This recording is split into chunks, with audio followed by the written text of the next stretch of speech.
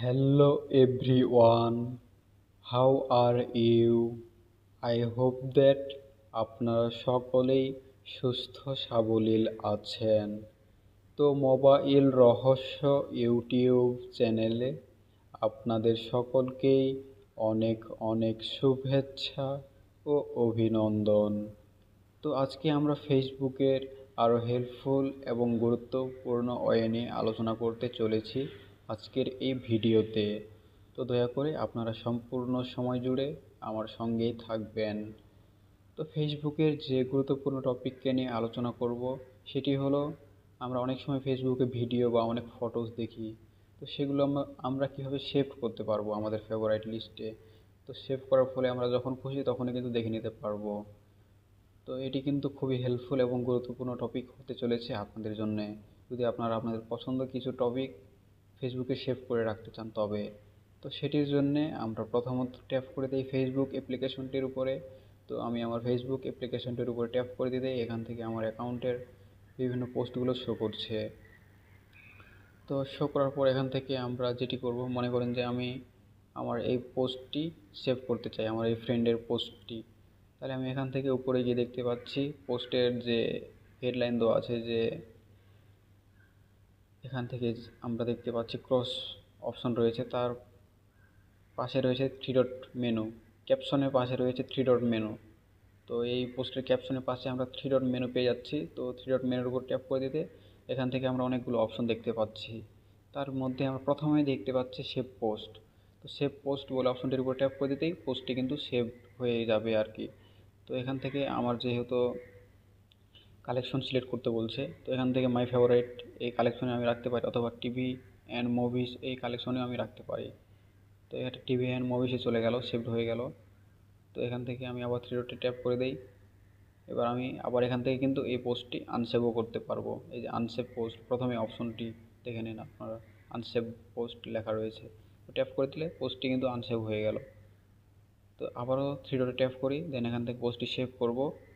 এবারে হচ্ছে মাই ফেভারাইটে, মাই favourite only me, কিন্তু শুধুমাত্র আমি দেখতে পারবো এটা। তাছাড়া আপনারা নতুন কালেকশনে সিলেক্ট করতে পারবেন।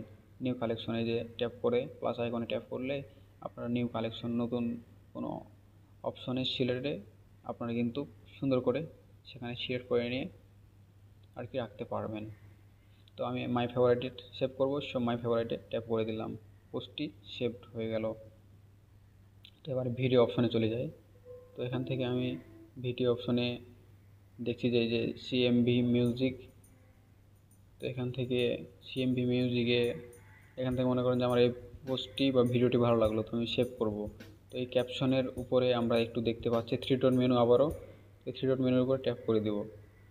ট্যাপ করে দিতে এখান থেকে আমরা পেয়ে যাচ্ছি সেভড ভিডিও। তো সেভ ভিডিওর উপর ট্যাপ করে দিতে এখান থেকে আবার অপশন শো করছে। তো এখান থেকে আমি মাই ফেভারিট করব, সো এই অপশনটির উপর আবার ট্যাপ করে দেই। ভিডিও কিন্তু সেভড হয়ে গেছে।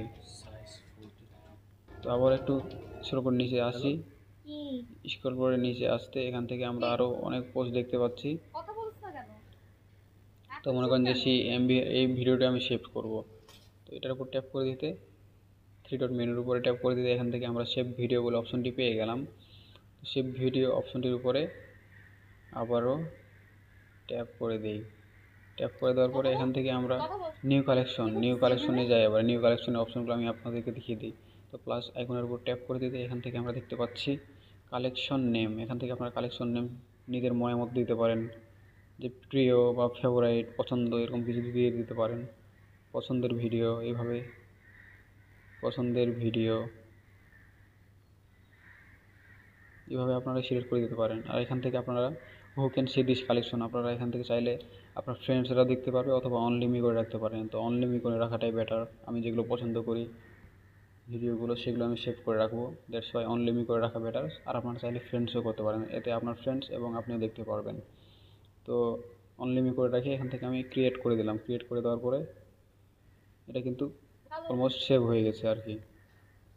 এখান থেকে আমি এখন পছন্দের ভিডিও এটাতে সেভ করব। এই কালেকশন সিলেক্ট করে দেওয়ার পর এখান থেকে আমি পছন্দের ভিডিও এই অপশনটি সিলেক্ট করে ট্যাপ করে দিলাম, এতে কিন্তু ভিডিওটি সেভড হয়ে গেছে। তো এবারে আমরা দেখব ভিডিওটি কোথায় সেভড হয়েছে। তো সেটির জন্য আমরা প্রথমত উপরে গিয়ে দেখতে পাচ্ছি যে থ্রি লাইন মেনু রয়েছে। তো থ্রি লাইন মেনুর উপরে ট্যাপ করে দিলাম। থ্রি লাইন মেনুর উপরে ট্যাপ করে দিতে এখান থেকে একটু আমরা স্ক্রল করে নিচে এসে দেখতে পাচ্ছি এই যে পেজ পেজ শো করছে, তার নিচে রয়েছে শেপ বলে অপশন, এবং এই শেপ বলে অপশনটির উপরে আমরা ট্যাপ করব। তো ট্যাপ করে দিতে এখান থেকে আমরা দেখতে পাচ্ছি আমার সেভ করা ভিডিওগুলো এখানে শো করছে বা পোস্টটি শো করছে। এই যে আমি রিসেন্ট যে 3টি পোস্ট সেভ করলাম সেগুলো কিন্তু এখানে শো করছে, তো আপনারা দেখতেই পাচ্ছেন। আর এই যেখান থেকে কালেকশনও দেখতে পাচ্ছেন যে পছন্দের ভিডিও একটি, অনলি মে একটি রয়েছে, আর টিভি অ্যান্ড মুভিসেও একটি রয়েছে। তো এখান থেকে আপনারা কিন্তু সুন্দরভাবে এইভাবে পোস্টগুলো সেভ করে নিয়ে আপনারা কিন্তু নিজের পছন্দ অনুযায়ী দেখেও নিতে পারবেন। দেখলেন, আপনারা কিন্তু চাইলে দেখেও নিতে পারবেন। আপনারা চাইলে পোস্টগুলো দেখে নিতে পারবেন সুন্দর করে, আপনাদের প্রিয় পোস্টগুলো এখানে সেভ করে রেখে আপনারা দেখেও নিতে পারবেন।